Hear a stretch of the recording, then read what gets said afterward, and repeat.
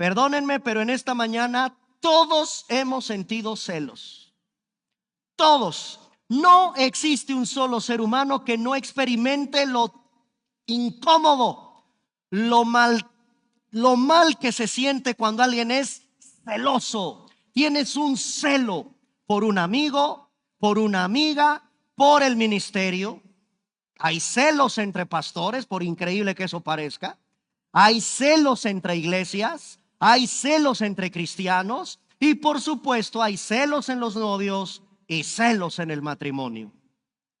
Miremos con detenimiento hasta dónde Dios también tiene un celo, pero su celo no es pecaminoso como el nuestro. El celo del Señor es puro, perfecto, amoroso, porque Él te exige que te entregues por completo a Él. Tú no tienes que andar papaloteando con otros ídolos, con otros dioses. Tú no tienes que hacer el caso del consejo de nadie más que de Él. Él te anhela celosamente para Él. Él nos hizo un pueblo para Él. Las alabanzas, los cantos, lo que se hace en la iglesia es para Él. No es para el mundo, no es para entretener a nadie. Es para el Señor. Y Él tiene un celo santo. Dice la Biblia en Santiago capítulo 4 verso 5: el Espíritu que Él ha hecho morar en nosotros nos anhela celosamente. Con Oseas vamos a descubrir hasta dónde podemos indagar en el corazón celoso, un celo santo, un celo de amor, un celo de un Dios que ama a su pueblo y le partes el corazón con la infidelidad. Con la infidelidad. Entonces, con Oseas vamos a entrar a la sección de profetas menores. ¿Cuántos profetas menores hay en la Biblia? Y se llaman menores no porque le restemos importancia a su predicación. Se llaman menores por lo reducido de lo que declararon o de lo que dijeron. No podemos comparar todo lo que Oseas profetiza con lo que Isaías, por ejemplo, profetiza. Isaías es largo. Isaías es un profeta mayor por la extensión de su profecía. En cambio, a partir de aquí, Oseas, Amós, Abdías, Jonás, Miqueas, Nahum, Habacuc, Sofonías, Ageo, Zacarías y Malaquías son 12 los profetas menores. Encontramos 12 profetas menores. Ahora, 9 de esos profetas menores ministraron, o sea, profetizaron antes del exilio babilónico. Hemos compartido con ustedes en la sección desde Jeremías, con Daniel, con Ezequiel, que en la historia antiguo testamentaria hubo un acontecimiento terrible por el pecado, por la infidelidad de Israel. Los babilonios, los asirios invadieron las tribus de Israel, los arrancaron de su tierra. Muy bien, 9 profetas de esos 12 ministraron antes del exilio babilónico. Y 3 profetas de esos 12 se llaman profetas post-exílicos. Es decir, 3 profetas hablaron después del exilio. ¿Queda claro? Son 12 los profetas menores. 9 profetizaron antes. Y eso me llama la atención, ¿no? Hay más advertencias antes que después. Hoy como nunca antes, mi amigo, la advertencia que da el Señor a tu vida para que te arrepientas es muy grande. Con todas las señales que ya estamos viendo en el mundo, con todo lo que sabes que está pasando en tu propia vida, no cabe duda que el Señor constantemente te llamará a que te rindas completamente a Él, a que vengas a Cristo arrepentido y creyendo en el Evangelio. Es notorio cómo Dios habló más advirtió más, anunció más antes del juicio. Se lo hizo al faraón antes de las plagas. Primera plaga, advierte. Segunda plaga, advierte. Tercera plaga, juicio. Cuarta plaga, advierte. Quinta plaga, advierte. Sexta plaga, juicio. Séptima, advierte. Octava, advierte. Novena, juicio. Siempre será un Dios paciente para advertir, paciente para que te arrepientas, paciente para que vengas a Cristo. Eso no tengas ni la menor duda. Pero cuando Dios ejecute su juicio, ya no habrá quien te salve. Lo mismo pasó en el arca de Noé. ¿Cuánto creen que tardó Noé en construir semejante arca? Años. No es un pregonero del evangelio como tú y yo en estos tiempos. Viene juicio. Se reían de él. Si ni siquiera llueve, no había llovido sobre la faz de la tierra. El hombre se burlaba de Noé. Años Noé soportó la burla, igual que tú.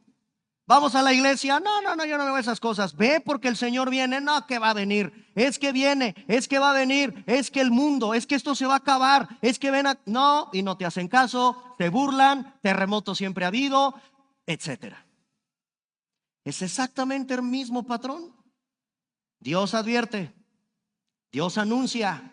Pero cuando a Dios se le ocurra cerrar la puerta del arca, porque fue Dios el que la cerró, no fue Noé el que cierra la puerta del arca, es Dios. Lo mismo con el faraón. Cuando Dios determinó sacar a su pueblo de Egipto, ¿cuándo fue que el faraón doblegó su rodilla ante Moisés? Cuando mató a su hijo primogénito. De Dios nadie se puede burlar, mi amigo. En esta mañana que tú has venido a escuchar la bendita palabra de Dios, vamos a escuchar cómo el Señor anunció juicio sobre el pecador, sobre el pecado. Estos profetas que hablaron antes del exilio, lo hicieron por parte del reino del norte. Ojo aquí, las 12 tribus se dividieron. 10 tribus quedan en el norte, en el territorio del norte, y las otras quedan en el sur. Ok, les voy a dar a conocer cuáles son los profetas antes del exilio babilónico, o en este caso, los del norte fueron invadidos por los asirios. El profeta Oseas, que es el que estamos estudiando aquí, es un profeta preexílico para las tribus del norte. El profeta Amós, el profeta Jonás, estos 3 profetas fueron profetas antes del exilio a la nación de Israel en las tribus del norte. Ahora, a las tribus del sur, donde está Judá, Dios levantó al profeta Joel, al profeta Abdías, al profeta Miqueas, a Nahum, a Habacuc y Sofonías. Otra vez, profetas antes del exilio a las tribus del norte. ¿Qué profetas hablaron, profetizaron a las 10 tribus que quedaron en el norte del territorio de Israel? Oseas, Amós y Jonás. ¿Y qué profetas Dios levantó para hablarle a los del sur? Bueno, a los del sur, a donde está la tribu de Judá, Dios levantó al profeta Joel, levantó a Abdías, levantó a Miqueas, al profeta Nahum, al profeta Habacuc y al profeta Sofonías. ¿Ok? Y después del exilio, a los del sur levantó a Ageo, Zacarías y Malaquías. Después del exilio, Dios levantó 3 profetas solo a las tribus del sur. Después del exilio, profetas post-exílicos que fueron al sur, nada más al sur: Ageo, Zacarías y Malaquías. Esta es la manera correcta de estudiar la distribución de los profetas menores, porque Dios, en su soberanía, a Habacuc lo puso a profetizar al norte, pero a Zacarías lo puso a profetizar al sur y después del exilio. Solo Dios determinó en su sola potestad qué hombre, qué profeta iba a levantar él para anunciarle a su pueblo el juicio y todo lo que cada uno de estos libros que tienes que leer, todos los cristianos tenemos que leer toda la Biblia. Toda la Biblia, de tapa a tapa, diario, diario, diario, diario, diario.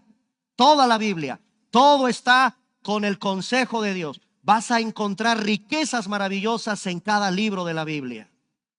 Ok, vamos a revisar algo interesante con respecto al nombre de Oseas. En la Biblia hay otro personaje en la historia muy famoso que se llama Oseas. Solo que con ese nombre no se hizo muy famoso. Moisés le cambió el nombre y entonces sí se hizo famoso. ¿De quién estoy hablando? De Josué. Acompáñenme al libro de Números. Números, capítulo 13, versículo 16.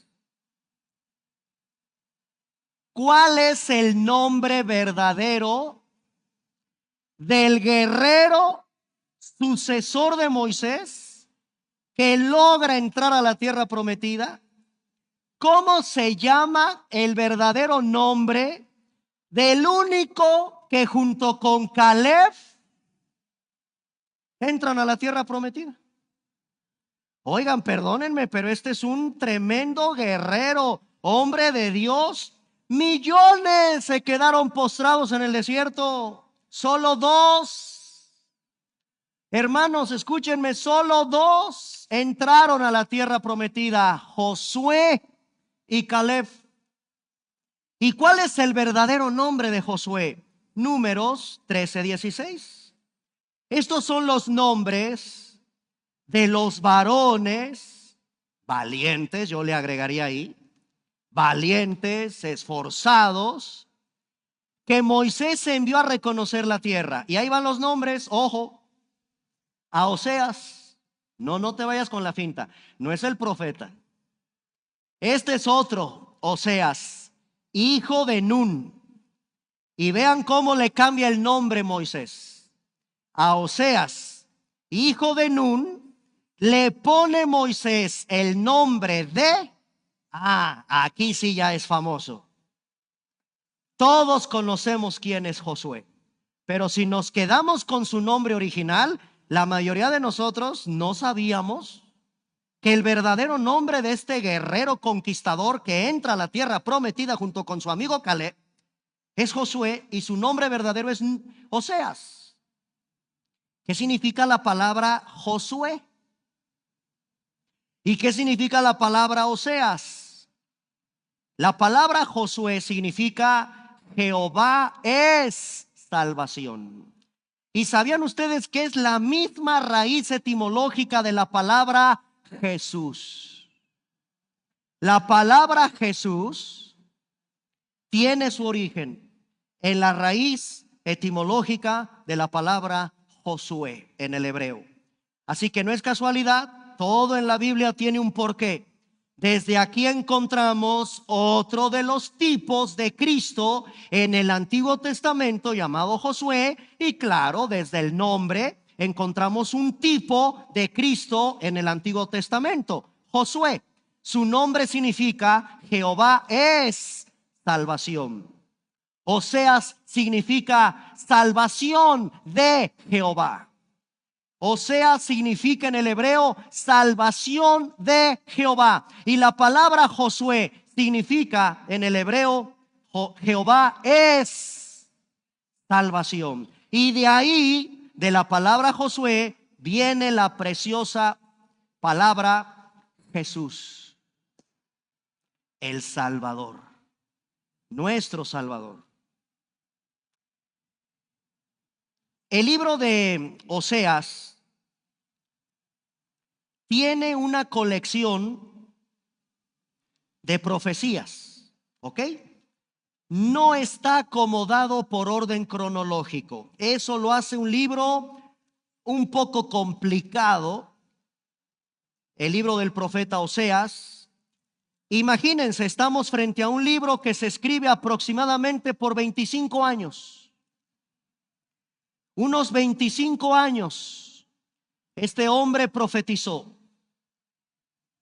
En la primera parte de su ministerio, el pueblo de Israel vivía en una cierta prosperidad, pero los asirios, un imperio que Dios levanta a las tribus del norte, empezaron a tener fuerza, empezaron a fortalecerse los asirios, y son los asirios, hermanos, los que invaden las tribus del norte. En ese contexto se da la profecía del profeta Oseas, repito, a las tribus del norte.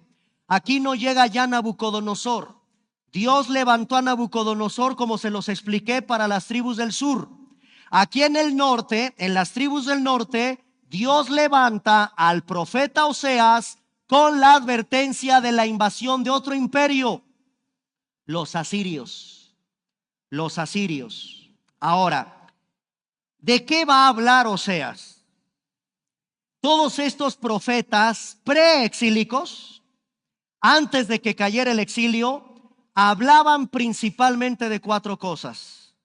Número 1, Oseas profetiza a las tribus del norte porque ellos quebrantaron un pacto.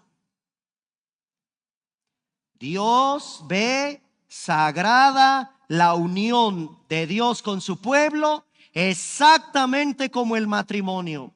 Y si en el matrimonio hay infidelidad, se quebranta, se rompe un pacto. Bueno, Dios, a través de este profeta, habla del quebrantamiento de un pacto. 2, el profeta llama al arrepentimiento y advierte de juicio. Eso es lo que los púlpitos de la iglesia del siglo XXI de sana doctrina tienen que predicar. Arrepiéntete y ven a Cristo. El arrepentimiento y el juicio, tal como los profetas antiguos testamentarios. En el caso de Oseas, levantó a un hombre para que llamara a su pueblo al arrepentimiento, porque vienen los invasores, los asirios. 3, este profeta explica que habrá un castigo para las tribus del norte que no se arrepientan. Y número 4, Dios a través del profeta Oseas les envía promesa de restauración. Promesa de restauración. Este es un Dios maravilloso que no nada más se queda con juicio, también habla de restauración. El profeta Oseas fue para las tribus del norte de Israel lo que Jeremías fue para las tribus del sur en Judá. Este profeta es un vocero de Dios a una nación moribunda. Este profeta, Dios lo levantó a una nación moribunda que iba a caer en manos de los asirios. Tuvieron una oportunidad para arrepentirse y no lo hicieron. Del capítulo 1 al capítulo 3, el libro de Oseas nos muestra la relación que Dios tiene con su pueblo, exactamente como el matrimonio. Así que tu matrimonio, mi hermano y mi hermana que estás casada, casado, es sagrado. Es exactamente la relación de Dios con su iglesia, de Dios con su pueblo. La relación matrimonial, capítulo 1 hasta el capítulo 3, todos esos capítulos, que son 3, el Espíritu Santo nos muestra de forma hermosa la relación que tiene Dios con su pueblo exactamente en el matrimonio. Pero nos vamos a sorprender lo que le pide Dios a Oseas para ejemplificar la infidelidad. Y del capítulo 4 hasta el capítulo 14, algunos teólogos llaman una demanda legal. Hay una demanda de parte de Dios a su pueblo por su infidelidad. Muy bien, ahora vamos a entrar a los detalles, mis hermanos, hasta donde el tiempo nos permita, y espero que logremos entender lo que Dios le quiere mostrar a su pueblo, porque lo primero que leemos en Oseas capítulo 1 versículo 2 nos va a poner los pelos de punta.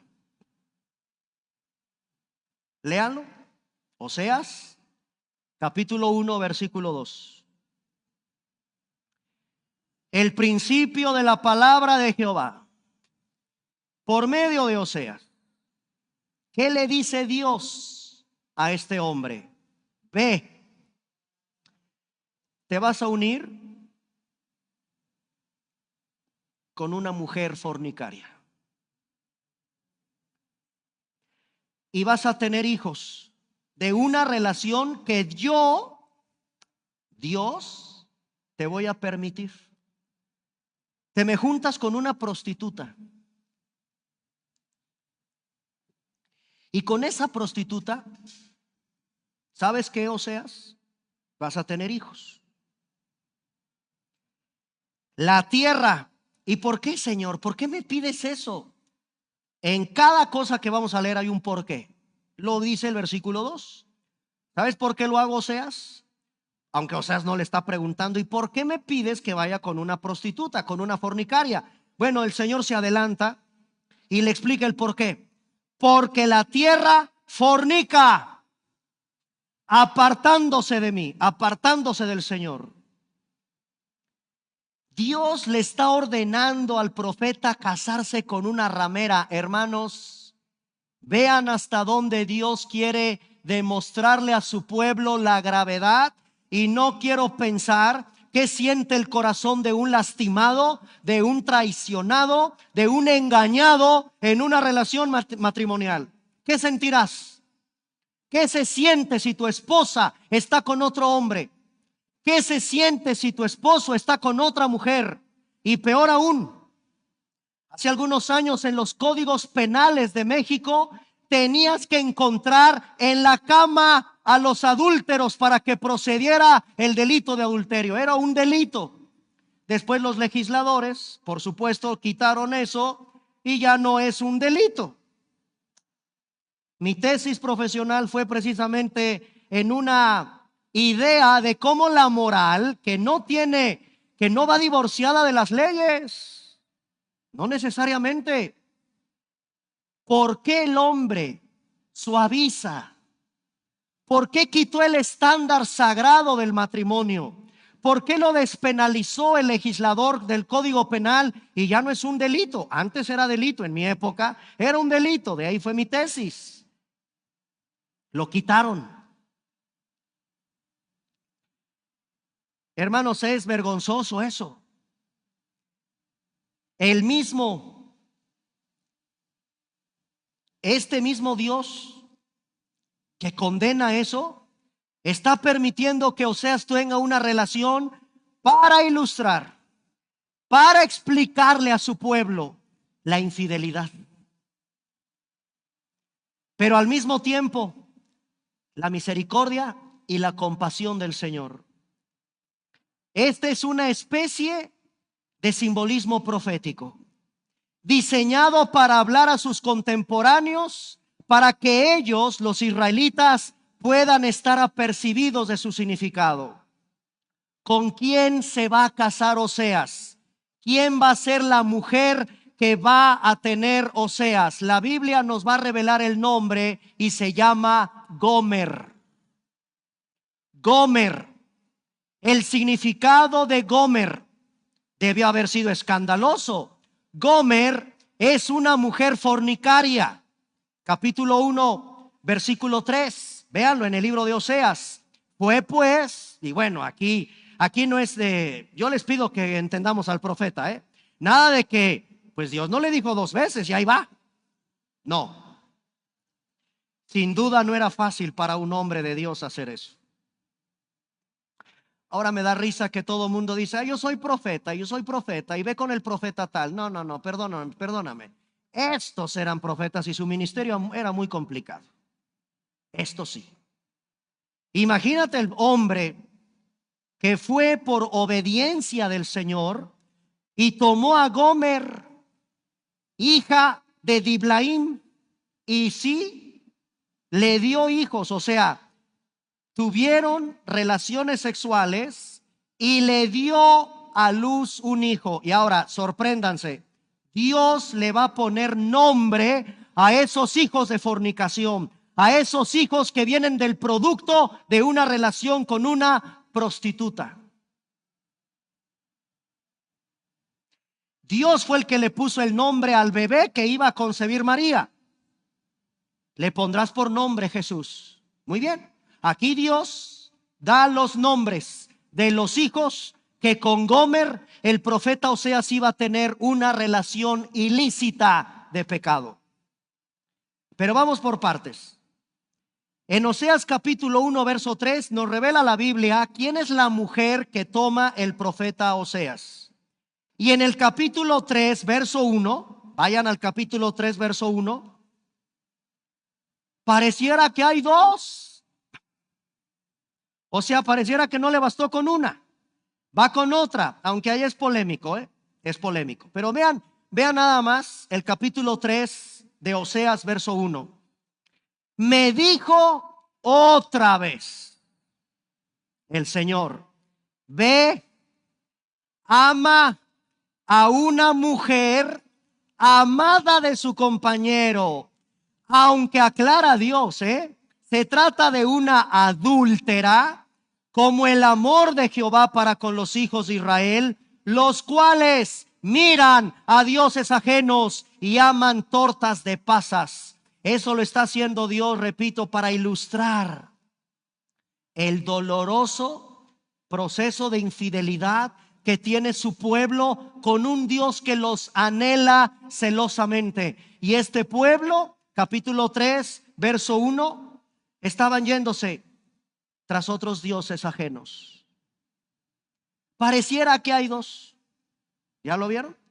Ve, toma una mujer amada de su compañero, aunque adúltera. Hay polémica. Algunos creen que se trata de la misma Gomer. Y bueno, no me quiero extender porque eso ya implicaría un análisis más profundo. Pero pareciera que hay dos. ¿Qué quiere resaltar el Señor? La infidelidad, hermanos. La infidelidad del pueblo de Dios. Y nosotros también somos infieles. Sabiendo el Señor nuestra infidelidad, el Señor se comprometió con nosotros. ¿Sabían eso? El autor Roger Crooks dijo lo siguiente: esta historia de amor extraordinaria y gracia sorprendente entre Oseas y Gomer, aunque real, también es simbólico. La infidelidad de Gomer es análoga a la promiscuidad religiosa, a la infidelidad al pacto de Israel y al amor que ambos ilustran. Dios entró en una relación de pacto con Israel, tomándolos para ser su esposo y comprometiéndose con ellos para ser su esposo, con los ojos bien abiertos, sabiendo exactamente que su pueblo era infiel. Oseas y Gomer tienen hijos, como se los comenté. Vean el capítulo 1, versículos del 3 al 4. Oseas capítulo 1, versículos del 3 al 4. Fue pues y tomó a Gomer, hija de Diblaim, la cual concibió y le dio a luz un hijo. Y ahí va, fíjense, el Señor le va a poner el nombre. Y le dijo Jehová: ponle por nombre Jezreel. La palabra Jezreel en el hebreo significa Dios esparce. Dios esparce. En el capítulo 1, versículo 6, viene una hija, una niña, producto de un embarazo con una prostituta. Verso 6, concibió ella otra vez y le dio a luz una hija. Ojo, no le pone los nombres los padres. Dios interviene y le dice a esa niña, a esa pequeñita, le vas a poner Lo Ruama. La palabra Lo Ruama, ¿sabes qué significa? No compadecida. No compadecida. Qué tremendo. Primero al primogénito es un varón, Jezreel, Dios esparce. A esta niña le pone Dios Lo Ruama, que significa no tendré compasión, no compadecida. Y en el capítulo 1, versículo del 8 al 9, viene otro hijo. Vean, después de haber destetado a Lo Ruama, concibió y dio a luz un hijo, versículo 8. Y otra vez Dios le pone el nombre. Ponle por nombre Lo Ami. La palabra ahora, Lo Ami, no pueblo mío. Eso significa Lo Ami, no pueblo mío. Porque vosotros, así en esa condición de infieles, de adúlteros espirituales, no son mi pueblo, ni yo seré vuestro Dios. Vaya, hermanos, entonces Jezreel, Lo Ruama y Lo Ami, para cada observación, para cada detalle, Dios da la razón de por qué lo hace.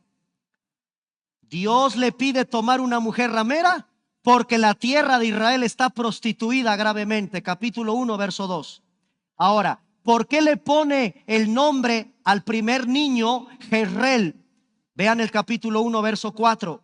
Le vas a poner Jezreel por causa de que dice el Señor, ponle por nombre Jezreel, porque de aquí a poco yo castigaré a la casa de Jehú por causa de la sangre de Jezreel y haré cesar el reino de la casa de Israel. Por esa razón, este primer niño se llama Jezreel, que significa Jehová va a esparcir.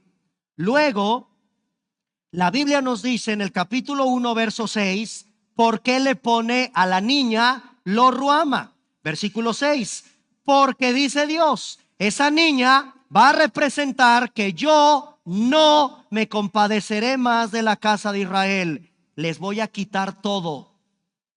Les voy a quitar todo. Y de ahí que la palabra Lo Ruama significa no compadecida. Y en el capítulo 1, versículos del 8 al 9, la Biblia da la razón por la cual al otro niño le pone Lo Ami. Versículo 8, capítulo 1. Después de haber destetado a Lo Ruama, concibió y dio a luz un hijo. Y dijo Dios, ponle por nombre Lo Ami. ¿Por qué? ¿Por qué, Señor? Porque ustedes no son mi pueblo, ni yo seré ya vuestro Dios. Así que aquí Dios nos da la razón del por qué los nombres. Pero versículo 10, capítulo 1, ahí hay una luz de esperanza. Con todo este cochinero, con toda esta barbaridad de infieles que tengo de pueblo, será el número de los hijos de Israel como la arena del mar. Uy, esto se lo dijo al padre Abraham.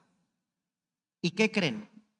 Se sigue cumpliendo hasta el día de hoy. Solo Dios sabe quiénes son suyos, porque los hijos de Dios estamos somos parte de ese pueblo. No hay manera de saber cuántos estarán en la presencia, cuántos son suyos, cuántos son del Señor. Se lo dijo al padre Abraham, como la arena del mar, que no se puede medir ni contar. Y en el lugar en donde les fue dicho, vosotros no sois pueblo mío, les será dicho, sois hijos del Dios viviente. Ahí hay una señal de esperanza. Ahí Dios habla de esa esperanza.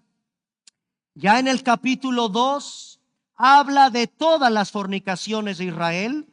En el capítulo 4, por ejemplo, versículo 16. Capítulo 4, verso 16.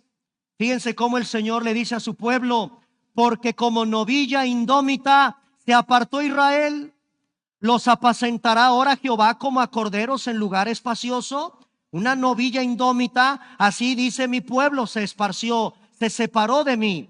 Capítulo 5, verso 3. Yo conozco a Efraín e Israel no me es desconocido, porque ahora, oh Efraín, te has prostituido y se ha contaminado Israel. Versículo 4. No piensan en convertirse a su Dios. Y miren la revelación de la Biblia, lo que hay detrás del pecado de la fornicación. Espíritu de fornicación está en medio de ellos y no conocen a Jehová. Capítulo 5, verso 3. Yo conozco a Efraín e Israel no me es desconocido. Efraín, te has prostituido. Pero vemos el amor espectacular de Dios en medio de estas duras reclamaciones. Por ejemplo, regresamos al capítulo 2, versículos 14. Capítulo 2 de Oseas, verso 14. He aquí, yo la traeré. Fíjense cómo Dios, o sea,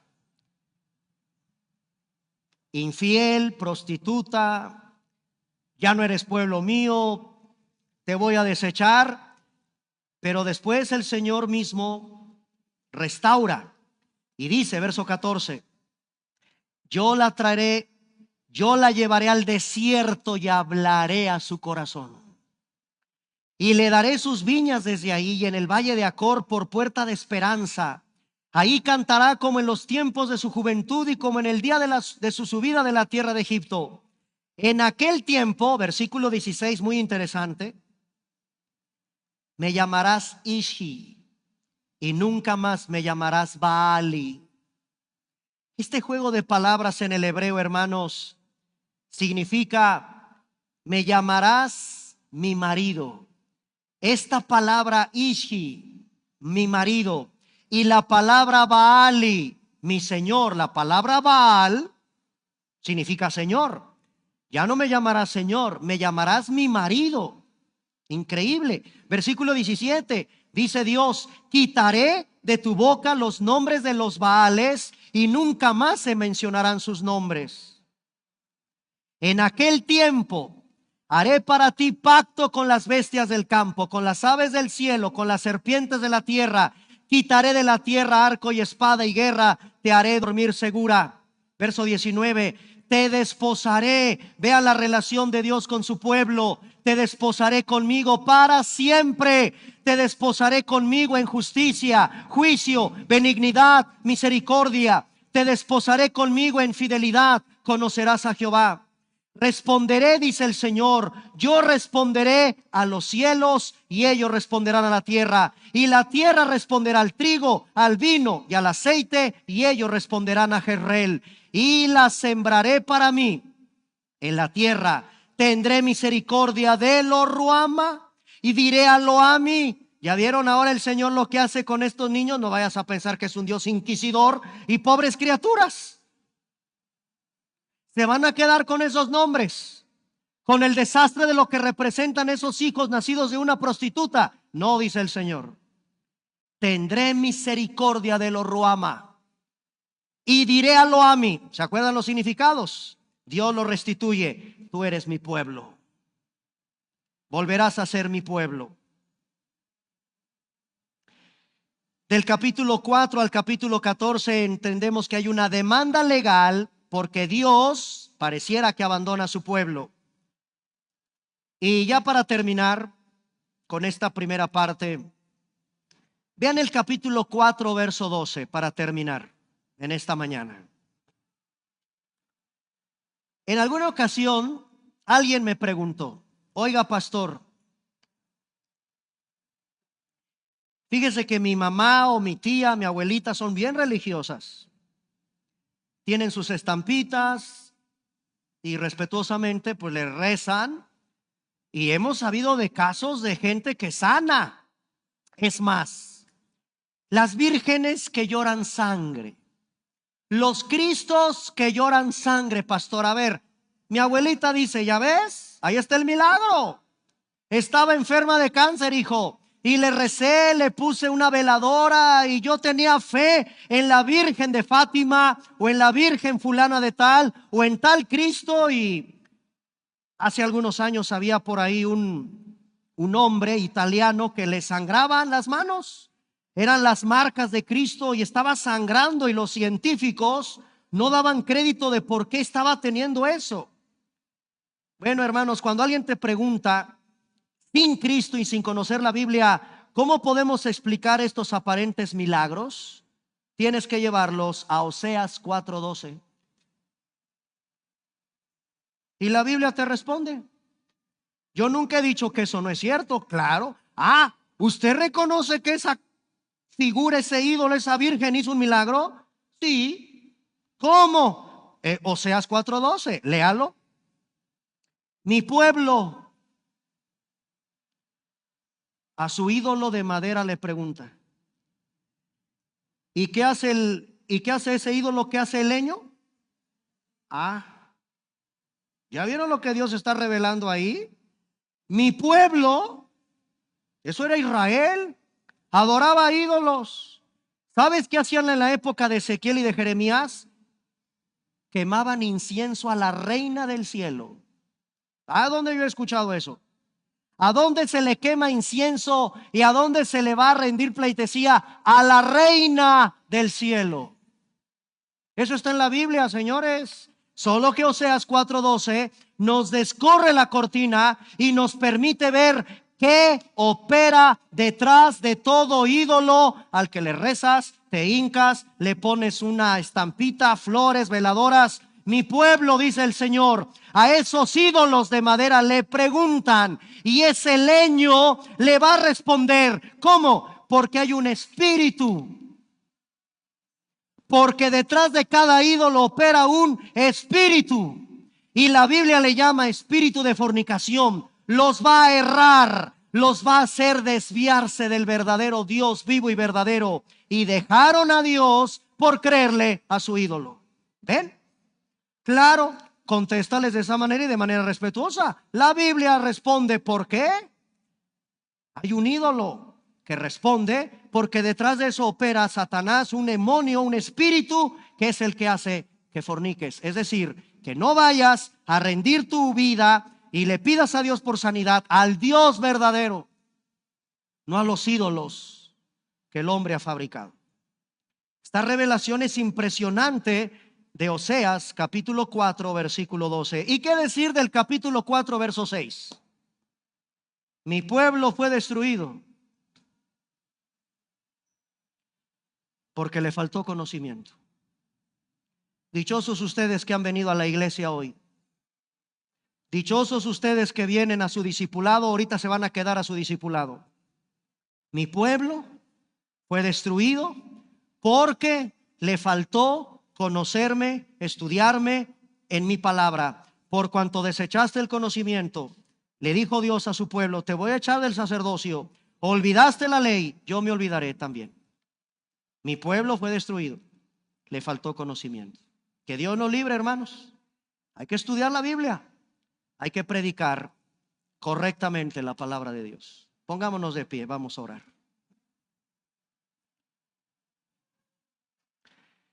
Padre, te agradecemos en esta mañana nos hayas convocado a estudiar tu palabra una vez más, y abras nuestros ojos, nuestro entendimiento para conocer más de ti, al único Dios vivo y verdadero, al que entregamos toda nuestra lealtad. Señor, tú nos celas, tú nos anhelas celosamente porque te pertenecemos. Y sabes algo, Padre hermoso, también nosotros te anhelamos con todo el corazón. Perdónanos, oh Dios, por nuestro pecado de infidelidad. Queremos ser fieles tal como tú lo eres, Señor. ser fiel a tu palabra, ser obedientes a tu palabra, llevar una vida que te agrade a ti, Señor. Gracias porque en esta mañana, a través del profeta Oseas, nos vuelves a recordar la íntima relación que tienes con nosotros. Viene una boda, se acerca una boda, y la iglesia está llamada a participar de esa boda. Vistámonos, dice el Señor, porque Él viene por una novia pura, vestida de lino limpio, que son las acciones justas de los santos. Padre, qué hermosa relación tienes con tu pueblo. Es la relación de amor entre un hombre y una mujer que se aman y se prometen fidelidad. Pero a pesar de nuestras infidelidades, a pesar de nuestros errores, eres tú, Señor, y siempre tú, el que busca al pecador, al que busca al que está alejado de ti. Mi amigo, si en esta mañana vienes alejado del Señor, ¿qué esperas para regresar a sus brazos? Él es fiel. Ven a ese Dios de fidelidad. Oh, grande es tu fidelidad. Ese es un canto que los cristianos amamos, porque cantamos uno de esos atributos que en esta mañana tú tienes que reflexionar. Tú y yo somos infieles. Qué fácil es desviar nuestra atención y nuestra mirada de Él. Ven a Cristo, mi amigo, en esta preciosa mañana. Ven a Él. ¿Por qué estás buscando en tantos lugares? ¿Por qué buscas lo que solo Dios, solo Jesucristo puede llenar en tu vida? Ven a Él en esta tarde, porque la cruz es el parteaguas de tu historia. Ahí se muestra la fidelidad de Dios, que siendo aún pecadores, Cristo murió, Cristo derramó su sangre. Cristo es el que quiere restablecer ese pacto que se rompió por nuestro pecado. Ven a Él en esta mañana y entrégale tu vida el día de hoy. Este Dios del pueblo de Israel, que duramente advirtió de su juicio, que le pidió a un hombre que se fuera a acostar y tener sexo con una prostituta, para que entendiéramos la gravedad de lo que implica estar alejado de Él. La amistad con el mundo es enemistad con Él. Él nos anhela celosamente como su pueblo escogido, como sus hijos que Él escogió desde antes de la fundación del mundo, y para alabanza de su propia gloria nos rescató, nos encontró, nos limpió, nos redimió, nos justificó. Todo es para su propia gloria. Gracias, Señor, por tu palabra. En el nombre de Jesús. Amén.